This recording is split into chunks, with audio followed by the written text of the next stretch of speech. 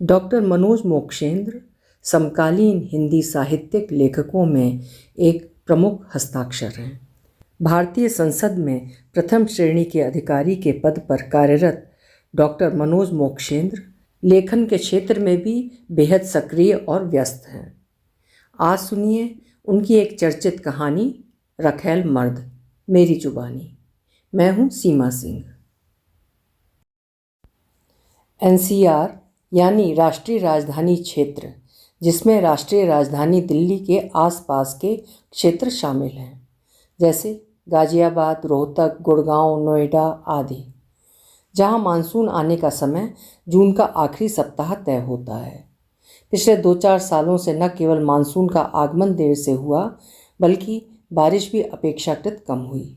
बहरहाल ये जुलाई की 7 तारीख है, लेकिन घटाओं का उमड़ना घुमड़ना और गरज कर कोई 5-7 मिनट तक बरस जाना अभी जारी है। गजेंद्र ने अपनी अंगुलियों पर गिनकर कुछ हिसाब लगाया और खुद बड़बड़ा उठा।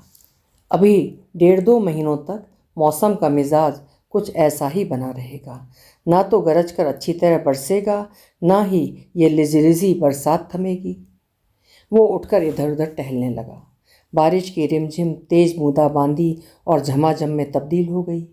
गजेंद्र ने आश्चर्य से आसमान की ओर टकटकी लगाकर देखा, लेकिन पूरी तरह भीगने के बावजूद उसका मन कांपने से बाज नहीं आ रहा था। उसने अपने चेहरे का रुख आसमान की ओर करके आंखें खुली रखीं और आंखों को बारिश के पानी से धुलने दिया। तभी सिर में हल्का सा चक्कर महसूस हुआ और वो वहीं ज़मीन पर धम्म से सिर पकड़कर उकड़ू बैठ गया। पहले उसे ऐसा कभी नहीं हुआ था। जैसा कि उसे लग रहा था कि उसके चारों ओर की छत तेजी से घूम रही है। उसने हथेलियों से ज़मीन को जोर से जकड़ लिया, पर घूमना थम नहीं रहा है।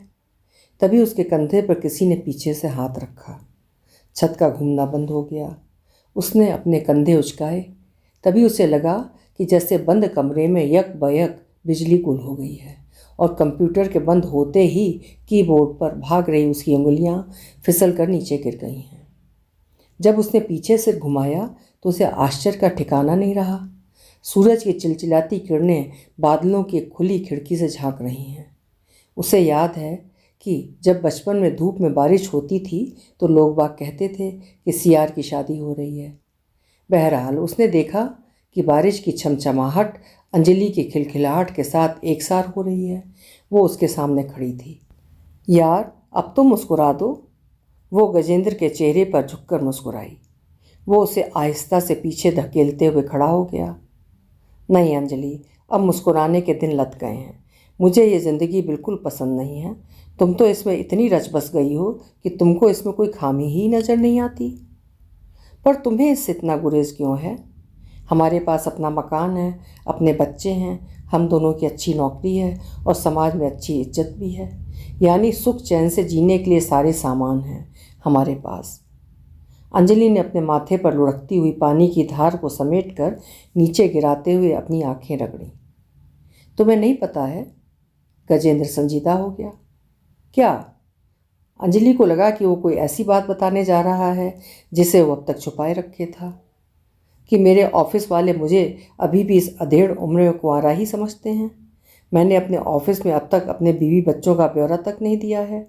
आखिर मैं उनसे कब तक झूठ बोलता फिरूं कि मैं शादीशुदा नहीं हूं, जब तक कि उन्हें खुद ही पता न लग जाए कि तुम किसी औरत के साथ लिव इन रिलेशनशिप में रह रहे हो। अंजलि के अपने माथे पर आए बल मिट गए। ये भी कोई बात हुई? अरे सरकारी रिकॉर्ड में अभी तक मैं बैचलर हूँ। ऑफिस में मेरे कुलीग मजाक उड़ाते रहते हैं कि गजेंद्र, अब नहीं तो क्या शादी बुढ़ापे में करोगे? उन्हें क्या पता कि मैं कई सालों से किसी औरत के साथ अवैध रूप से रह रहा हूँ और मेरे 2 बच्चे भी हैं। गजेंद्र तुनक उठा। देखो गज्जू, मैंने तुम्हें पहले ही सारी बातें साफ कर रखी हैं कि मैं तुम्हारे साथ सारी उम्र रहूँगी, लेकिन शादी विवाह जैसे फिजूल के आडंबरों के चक्कर में नहीं पड़ूंगी। जिद उसकी आंखों से झांकने लगी। लेकिन क्यों? आखिर समाज धर्म भी तो कोई बात है। सदियों से जो रीति रिवाज चले आ रहे हैं उन्हें एक ही झटके में कैसे दरकिनार किया जा सकता है? बहरहाल पड़ोस में लोग हमें शादीशुदा समझते हैं। जिस दिन उन्हें पता चलेगा कि हमारी असलियत क्या है तो उन्हें हम पर थूकना भी बेजा लगेगा। दरअसल समाज में उन्हीं कपल्स को इज्जत बख्शी जाती है जो शादीशुदा दंपति होते हैं। उसने उसे समझाने की भरपूर कोशिश की। रीति रिवाज, समाज, धर्म, शादी, विवाह, आखिर इन पचड़ों में पड़कर हम अपने जीवन को जहन्नम क्यों बनाएं? इनसे हमें क्या लेना देना है? लेना देना है क्यों नहीं? ये सामाजिक अनुशासन है। वो फिलॉसफी झाड़ने लगा। भाड़ में जाए सामाजिक अनुशासन। अंजलि तुनक उठी। देखो, इनसे तुम किनारा करोगी तो हमारी जिंदगी कुत्ते कुत्तियों की जिंदगी हो जाएगी। गजेंद्र ने नाराजगी में अपना सिर फेर लिया। उसके बाद दोनों के बीच चुप्पी तब तक पसरी रही जब तक कि गजेंद्र जीना उतरकर ड्राइंग रूम में नहीं चला गया। लिहाजा अंजलि के ऊपर गजेंद्र की नाराजगी का कोई असर होने वाला नहीं था। लगातार होने वाली बारिश ने मानसून के आगाज़ पर मुहर लगा दी थी। सुबह जब गजेंद्र ऑफिस के लिए रवाना हो रहा था तो उस समय भी उसका मुंह गुस्से से फूला हुआ था। रात उसने अलग ड्राइंग रूम में सोफे पर बैठे बैठे तनाव में गुजारी थी, क्योंकि उसने अपने घर पड़ोस में भी किसी को नहीं बताया था कि वो बिन ब्याह दाम्पत्य जीवन व्यतीत कर रहा है। अपार्टमेंट में फ्लैट बुक कराते समय तो उसने सभी से अपना परिचय कराते समय ये बताया था कि अंजलि उसकी पत्नी है और अंकुश तथा कृत्या उसके बच्चे। मतलब साफ था कि सभी पड़ोसी उन्हें किसी संभ्रांत परिवार से संबंधित मानते थे। अंजलि भी पड़ोस में होने वाले सामाजिक धार्मिक कार्यक्रमों में गजेंद्र की विवाहित धर्मपत्नी के रूप में हिस्सा लेती थी। ऑफिस में गजेंद्र का मन विचलित था। वो चाह कर भी अर्जेंट कामों को निपटा नहीं पा रहा था। उसने जिन फाइलों को सीनियर मैनेजर के पास भेजा था उन्हें उसने अपने मैसेंजर प्रकाश से वापस मंगा लिया। सीनियर मैनेजर को आश्चर्य हो रहा था कि आखिर गजेंद्र को उन फाइलों में क्या कमी याद आई, जबकि उसने उसके ड्राफ्ट को फाइनल कर दिया था। इतना ही नहीं, उसने प्रकाश से कई बार पानी मांगा और सुदेश को चाय के लिए कई बार ऑर्डर दिया।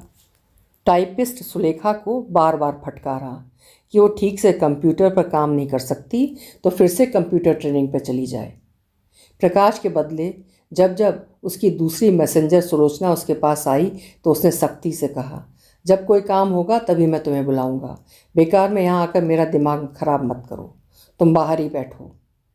सेक्शन में महिला असिस्टेंटों से भी वो बड़ी बेरुखी से पेश आ रहा था। रोहिणी द्वारा तैयार किए गए प्रारूप में उसने इतनी बार फेरबदल किया कि वो खींचते हुए हाफ सीएल लेकर घर चली गई। बेशक वो रोहिणी से कितने खुशामदी लहजे से पेश आया करता है, पर आज ना तो वो उसके पास कोई काम समझाने गया, ना ही ये कहा कि रोहिणी सुदेश को चाय के लिए ऑर्डर दे दो। पता नहीं दूसरी महिला असिस्टेंटों से भी उसे बड़ा कोफ्त हो रहा था। उसे निसंदेह इन सभी महिलाओं में अंजलि नजर आ रही थी। उसे लग रहा था कि ये सभी औरतें ऊपरी तौर पर खुद को शिष्ट पेश करती हैं, जबकि ये सारी औरतें अंजलि जैसी ही हैं, जिन्हें समाज का कोई डर नहीं होता, हर काम में मनमाना करती हैं। अंजलि के प्रति नाराज़गी के कारण शाम को वो घर जाने से पहले अपने दोस्त हरेंद्र के यहाँ चला गया, और जब उसकी पत्नी ऋचा ने डिनर के लिए उस पर दबाव डाला तो वो कोई ज़्यादा ना नुकुर किए बिना डाइनिंग टेबल पर जम गया और छक कर खाना खाया। यह भी नहीं सोचा कि जब अंजलि उससे खाना खाने का अनुरोध करेगी तो वो क्या बहाना बनाएगा। लिहाजा लेट लतीफ़ घर पहुंचने के बाद वो तबीयत खराब होने का बहाना बनाकर बेडरूम में सोने चला गया। बच्चों ने उससे स्कूल का ज़रूरी होमवर्क कराने का अनुरोध किया तो उसने उन्हें डांट कर भगा दिया। अंजलि समझ गई कि गजेंद्र अपनी जिद के कारण ही ये सब कर रहा है, लेकिन वो वैसा कभी नहीं करेगी जैसा कि वो चाहता है। आखिर वो भी औरत है जिसे इस देश के संविधान में पुरुषों के समान अधिकार प्राप्त है। ये उसकी स्त्री अस्मिता की लड़ाई है और वो इस लड़ाई में उससे कभी मात नहीं खाएगी। कल वो इस विषय पर उससे खुलकर बहस करेगी। यो भी कल इतवार की छुट्टी है, दोनों घर पर ही रहेंगे। अगली सुबह जल्दी उठकर गजेंद्र ने खुद चाय बनाई और चाय का कप लेकर बालकनी में आ गया और अखबार पढ़ने बैठ गया, जबकि अंजलि की चाय केतली में ही छोड़ दी और उसे जगाकर ये भी नहीं कहा कि तुम्हारी चाय केतली में छोड़ दी है, निकाल कर पी लेना, नहीं तो बासी हो जाएगी।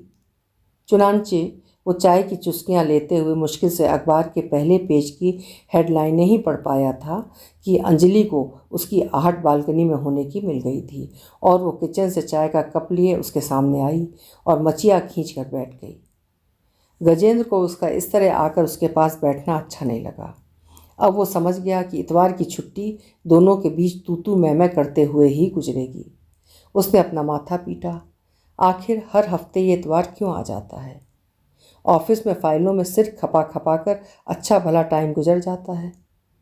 फिर भी वो इस कोशिश में था कि वो ज़्यादा से ज़्यादा समय तक चुप्पी साधे रहे। ऐसा बच्चों के लिए भी बेहतर होगा, अन्यथा वे भी सवेरे सवेरे शोरगुल से जग जाएंगे।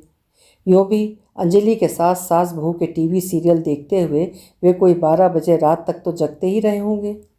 उसने मन ही मन कहा, इन बेहूदे टीवी सीरियलों ने हमारे समाज की औरतों को कितना बिगाड़ रखा है, और इनकी वजह से ही बच्चों ने असमय परिपक्व होने की मुहिम छेड़ रखी है।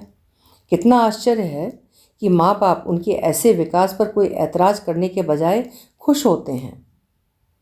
दोनों के कप में से चाय खत्म होने और गजेंद्र द्वारा अखबार की हेडलाइनें पढ़ने के बाद खुद अंजलि ने उसके कंधे पर हाथ रखा तो उसे थोड़ी जुगुप्सा सी हुई। ताज्जुब इसलिए नहीं हुआ क्योंकि इतने सालों तक हर बात में पहल अंजलि ही करती रही है। यहाँ तक कि दोस्ती को प्यार में बदलने की शुरुआत भी उसी ने ही की थी। सनातनी कुटुंब से संबंध रखने वाले गजेंद्र ने तो इस बारे में सोचा तक नहीं था। कोई 12 साल पहले मेन मार्केट के गुड मॉर्निंग रेस्टोरेंट में एक दूसरे के सामने बैठकर नाश्ता करते हुए अंजलि ही अपना पैर उसके पैरों पर रखकर धीरे धीरे सहलाने लगी थी। वो भली भांति अंजलि की उस गतिविधि का मतलब समझ गया था और वो दोस्ताना जल्दी ही प्यार में तब्दील हो गया। उसके बाद वे एक नए मोहल्ले में किराए के मकान में मकान मालिक से स्वयं को पति पत्नी बताकर एक साथ रहने लगे। गलती तो गजेंद्र की भी थी, पर जवानी के जोश में उसे भी ये सब अच्छा लगा। 2 बच्चे भी पैदा हो गए। बाद में उसमें अपराध बोध पैदा हुआ था, लेकिन इस नाजायज़ संबंध से अंजलि पर कोई फर्क पड़ने वाला नहीं था। जब इस विषय पर गजेंद्र कुछ कहना चाहता तो तपाक से बोल पड़ती, गज्जू, दिल्ली के एनसीआर क्षेत्र में और ख़ास तौर से नोएडा में लिव इन रिलेशनशिप में रहने वालों की तादाद कोई 50,000 से कम क्या होगी। फिर हम कोई अपराध तो नहीं कर रहे हैं, कायदे से अपने संबंध निभा रहे हैं। हमारे साथ सब कुछ वैसा ही हो रहा है जैसा कि एक परिवार में होता है। जब अंजलि के पेट में पहली बार गर्भ ठहर गया तो गजेंद्र मन ही मन बहुत खुश हुआ। चलो, अब अंजलि खुद ही मुझसे शादी करने के लिए खुशामद करेगी और फिर वो किसी मंदिर में भगवान को साक्षी मानकर या कोर्ट में जाकर शादी कर लेंगे, बाकायदा घर से कुछ लोगों को बुलाकर और चंद दोस्तों की मौजूदगी में। पर जब कई दिनों तक अंजलि ने कुछ भी नहीं कहा तो एक शाम ऑफिस से लौटने के बाद खुद गजेंद्र ने उससे कहा, अंजलि, क्या तुम्हें बिन ब्याही माँ बनने का मलाल नहीं होगा? वो हंस पड़ी। मैं तुम्हारे ही बच्चे की माँ बनने जा रही हूँ, क्या तुम्हें इससे खुशी नहीं हो रही है? बहरहाल मुझे अनब्याही माँ बनने से कोई ऐतराज़ नहीं है। मुझे तो ऐतराज़ है। ऐसा करो तुम अबॉर्शन करा लो। गजेंद्र ने एक तयशुदा प्रतिक्रिया की। क्या तुम किसी और के साथ घर बसाना चाहते हो? ठीक है, बसा लो, मुझे कोई ऐतराज़ नहीं है, लेकिन मैं ये बच्चा नहीं गिराऊंगी। उसने जिस बेफिक्री से बात की उससे गजेंद्र तुनक उठा। लेकिन ये सही कदम नहीं है। मुझे अच्छी तरह पता है कि क्या सही कदम है और क्या गलत कदम। मैं कोई नाजायज़ काम नहीं कर रही हूँ। अमेरिका में तो ऐसे पैदा हुए बच्चों को नाजायज़ मानते ही नहीं, जबकि कुंवारी माएँ उन्हें पैदा करके लावारिस छोड़ देती हैं। हम तो ऐसा कुछ भी नहीं करने जा रहे हैं। उसने अपनी बात को सतर्क वजनदार बनाने की भरसक कोशिश की।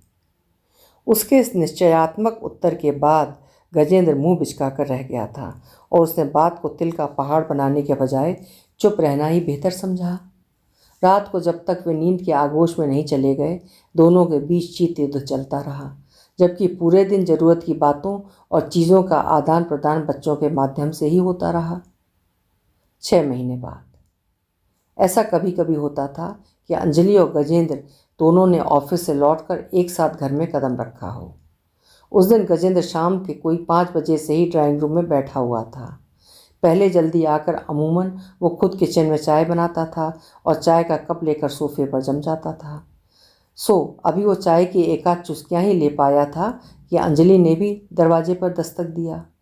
कृत्या ने दौड़कर दरवाज़ा खोला। अंजलि आदतन जैसे ही बेटी का मुंह चूमकर अंदर दाखिल हुई, गजेंद्र उसे देखते ही बोल उठा, अरे अभी तुम भी? अंजलि कुछ नाराज़गी के साथ मुस्कुरा उठी।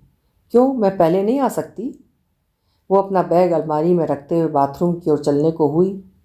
अरे, मेरे कहने का अर्थ ये था कि ऐसा कोइंसिडेंस कभी कभी ही होता है, वो किंचित अपराध बोध से बोल उठा। जब अंजलि वापस ड्राइंग रूम में आई तो उसे आश्चर्य का ठिकाना नहीं रहा। अरे वाह! क्योंकि इन्हीं चंद मिनटों में गजेंद्र किचन में जाकर उसके लिए भी एक कप चाय बना लाया था।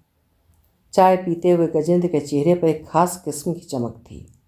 अंजलि ने पूछ ही लिया, गज्जू क्या बात है, बहुत खुश लग रहे हो? अरे हाँ, कल संडे को मैंने अपने कुछ दोस्तों को घर पर इनवाइट कर रखा है। वो हकला कर बोल रहा था, जैसे उसकी हकलाने की आदत पैदाइशी हो। पर किस लिए? अंजलि के माथे पर शिकन साफ नजर आ रही थी। मैंने उनसे कह रखा है कि मैं एक मंदिर में शादी करने जा रहा हूँ। उनकी मौजूदगी में मंदिर में हम फेरे लेंगे और फिर उनके साथ शाम की पार्टी में हम सभी शामिल होंगे। वो फिर हकलाने लगा। पर तुम किससे शादी करने जा रहे हो? अंजलि ने बड़े परायेपन के साथ सवाल किया। अरे तुम्हारे साथ और किसके साथ? आश्चर्य मिश्रित भोलापन उसके शब्दों में रचा बसा था। लेकिन मैंने तो इसकी इजाज़त तुम्हें कभी नहीं दी। उसकी आवाज़ सख्त होती गई। अंजलि, अब ऐसी फिजूल की बातें मत करो, ये मेरी इज्जत का सवाल है। जब तुम्हें मेरे ही साथ रहना है तो ये औपचारिकता भी पूरी कर लो। तुम्हें तुम्हारे बच्चों की कसम, कल वो आ रहे हैं, कहीं ऐसा ना हो कि हमारे अवैध संबंध का हर जगह भांडा फोड़ हो जाए और मैं शर्म से आत्महत्या कर लूँ। वो लगभग गिड़गिड़ाने लगा। पर मैंने तो तुमसे अलग होने का पक्का मन बना लिया है। पता नहीं कैसे मैंने तुम्हारे जैसे दकियानूस आदमी के साथ रिश्ता बनाया। असल में मैं तुमसे उकता चुकी हूँ। अब ऐसे रिश्ते को चलो रफा तफा करते हैं। मैं कल ही अपने सारे सामान पैक करके यहाँ से चली जाती हूँ। कल के बाद हम दोनों के रास्ते अलग अलग। मुझे भी फिर से तुम्हारी कोई शिकायत नहीं सुननी पड़ेगी। उसने अपना भाव शून्य चेहरा उसकी ओर मुखातिब रखा। गजेंद्र के तो होश ही उड़ गए। उसने कभी सोचा भी नहीं था कि अंजलि इस हद तक चली जाएगी। मालूम नहीं वो शादी की बात पर इतना खींच क्यों जाती है। क्षण भर को उसने कुछ सोचा, फिर मेहराई आवाज़ में खुशामद करते हुए बात बताने लगा। अरे ये भी कोई मजाक का टाइम है अंजलि? नहीं, ये कोई मजाक नहीं है। मैं पूरी तरह गंभीर हूँ। मैं तुम्हारी रोज़ रोज़ की चिकचिक बाजी से ऊब चुकी हूँ। शादी शादी शादी। पर यह कैसे संभव है? आखिर हमारे दो बच्चे भी हैं। क्या तुम्हें अपने बच्चों से कोई लगाव नहीं है? वो भी एकदम से तनाव में आ गया। उन्हें तुम अपने पास ही रखना, मेरी उनमें कोई दिलचस्पी नहीं है। मैं एक आज़ाद औरत हूँ जो किसी प्रकार के बंधन में नहीं रहना चाहती। अलग होने का फैसला मैंने बहुत सोच समझ कर लिया है। मुझे ऐसा आदमी कतई पसंद नहीं है जो मुझसे मेरी आज़ादी छीनना चाहता हो। उसके चेहरे पर रौब की लाली उतर आई। गजेंद्र को लगा कि अब उससे और ज़्यादा बहस करना मुनासिब नहीं है। चलो दोस्तों को कल बुलाने का कार्यक्रम किसी तरह टाल देते हैं और उन्हें किसी बहाने से टरका देते हैं। अब अधिक ज़रूरी है इस जिद्दी औरत को मनाना, अन्यथा अलगाव के बाद मोहल्ले में ही हमारी थू-थू हो जाएगी। यूँ भी हमारे संबंधों पर पर्दा पड़ा हुआ है और समाज में किसी को भी नहीं पता है कि हम दोनों लिव इन रिलेशनशिप में रह रहे हैं। गजेंद्र का हाव भाव एकदम बदल सा गया। वो सोफे पर से मुस्कुराते हुए उठा और अंजलि के कंधों को दोनों हाथों से पकड़ते हुए अपनी नज़रें उसके चेहरे पर टिका दी। डार्लिंग, इतने दिनों से तो मैं भी केवल मजाक के मूड में ही शादी वादी की बात करता रहा हूँ। दरअसल मैं भी तुम्हारी ही लीक पर सोचता रहा हूँ। सच्चे प्रेम में शादी जैसी औपचारिकता की क्या ज़रूरत है? बस तुम मेरे साथ सारी उम्र रहो, यही मेरी इच्छा है। देखो गज्जू, अभी तुम ऐसे बात कर रहे हो, कल तुम फिर वही पुराना राग अलापने लगोगे। बेहतर यही होगा कि हम अपनी विरोधी सोच के अनुसार अलग हो जाएं। जब हमारे तुम्हारे विचार ही नहीं मिलते तो एक साथ रहने की औपचारिकता क्यों निभाई जाए? मैं तो समझती हूँ कि तुम्हें अपने मुताबिक कोई अलग औरत तलाश कर लेनी चाहिए। मैं भी कुछ ऐसा ही करूँगी। पर इन बच्चों का क्या होगा? देखो, ये जिम्मेदारी तुम्हारी होगी। मैं तुम्हारी लापरवाही की वजह से 9-9 माह तक इन बच्चों को ढोने की जिम्मेदारी पहले ही निभा चुकी हूँ। अब उन्हें पाल पोस कर बड़ा करने और अपने पैरों पर खड़ा करने की जिम्मेदारी तुम्हारी है। तुम हमेशा हिंदुस्तानी मर्द बनने का दम भरते रहे हो। अब वो दमखम कहाँ चला गया? मैं तो अपना ट्रांसफ़र मुंबई कराने जा रही हूँ। वहीं फिर से एक नई ज़िंदगी की शुरुआत करूँगी। गजेंद्र के कुछ और कहने से पहले ही वो उठकर दूसरे कमरे में चली गई। गजेंद्र के पैरों तले ज़मीन खिसकी सी जान पड़ी। उसे पक्का यकीन हो गया कि अभी तक अंजलि उसका यूज़ कर रही थी और अब वो उसे एक डिस्पोजल सामान की तरह जितनी जल्दी हो सके उतनी जल्दी निपटा देना चाहती है। हाँ, अब उसका शारीरिक जोश भी ठंडा पड़ रहा है, जबकि अंजलि का जिस्म ठंडा होने का नाम ही नहीं ले रहा है। वास्तव में उसने बच्चों की परवरिश करने और गृहस्थी जमाने में ही अपनी सारी मर्दानगी लगा दी, जबकि अंजलि परिवार में हर चीज़ को लप्पेबाजी में ही निपटाती रही है। वो तो ऐसी औरत रही है जिसने उसमें दमदार मर्द का समय रहते भरपूर फ़ायदा उठाया। बेशक उसने उसे रखैल मर्द की तरह ही तो यूज़ किया है। गजेंद्र ने भी उसका साथ किचन और पूजा घर से लेकर ऑफिस तथा घर से बाहर हर बात में दिया। वो मगजमारी करते हुए पसीने पसीने हो गया। अरे वो तो इस समाज का ऐसा पहला पात्र है जिसे एक औरत का रखैल कहा जाना चाहिए। उसने अपना माथा जोर से पीटा। यदि वो चाहता तो अंजलि के ढर्रे पर चलते हुए उसको एक रखैल की तरह ही रखता और ऑफिस में रोहिणी और सुलेखा के साथ गुलछटे उड़ाता, एकता कपूर की टीवी सीरियलों में लफंगे मर्दों की भांति। अंजलि से रिश्ता बनाते समय उसने सोचा था कि औरत तो औरत होती है जिसे कभी भी कहीं भी मोटिवेट करके अपने मन मुताबिक ढाला जा सकता है। पर क्या वो कभी उससे मोटिवेट हुई? कभी उसके निर्णयों पर अमल किया? कभी नहीं। हाँ, अंजलि ने उसके साथ कोई वैचारिक तालमेल बैठाने की भी जहमत नहीं उठाई। दरअसल वो तो खुद उसके हाथों एक कठपुतली की तरह नाचता रहा। उसकी जिद के सामने उसने हर बात में हर जगह घुटने टेके। उसने क्या कभी औरत और मर्द के काम में भेद किया? कभी नहीं। उसने कोई शिकायत किए बिना किचन में खाना बनाया, बच्चों की देखरेख की और यहाँ तक कि मेहरी वाले काम भी किए। जबकि अंजलि या तो ठाठ से बाज़ारों में खरीद फरोख्त करती रही, अपने यार दोस्तों के साथ हिल स्टेशनों पर पिकनिक मनाने जाती रही और छुट्टियों के दिन बेड पर पड़े पड़े बदन तोड़ती रही, बेशक घर का सारा काम धाम उसके जिम्मे छोड़कर। सोचते सोचते गजेंद्र का सिर फटने लगा। वो बेकाबू हो गया। वो सोफे से उठकर तेज कदमों से टहलने लगा। उस पल उसने एक निर्णय लिया और स्टडी रूम में पढ़ रहे बच्चों को अपने साथ लेकर बाहर निकल गया। उसने सीधी रोहिणी के घर की ओर अपनी कार का रुख किया। वहाँ पहुंचकर उसने बच्चों को रोहिणी के ड्राइंग रूम में बैठाया और रोहिणी से कहा, मुझे तुमसे अपनी निजी ज़िंदगी के बाबत एक गंभीर विषय पर बात करनी है। फिर वो उसके साथ सीढ़ियाँ चढ़कर ऊपर कमरे में चला गया। कोई 1.5 घंटे बाद वो नीचे आया और ड्राइंग रूम में कार्टून फिल्म देख रहे बच्चों को लेकर अपनी कार में आ गया। उसने रोहिणी से कहा, तुम आगे की सीट पर बैठो। जब वो अपने फ्लैट में दाखिल हुआ तो अंजलि अपनी अटैची लगा रही थी। उसका दिमाग एकदम बदला बदला सा लग रहा था। उस पल अंजलि भी उसके इस बदले हुए हाव भाव को देखकर हैरान थी।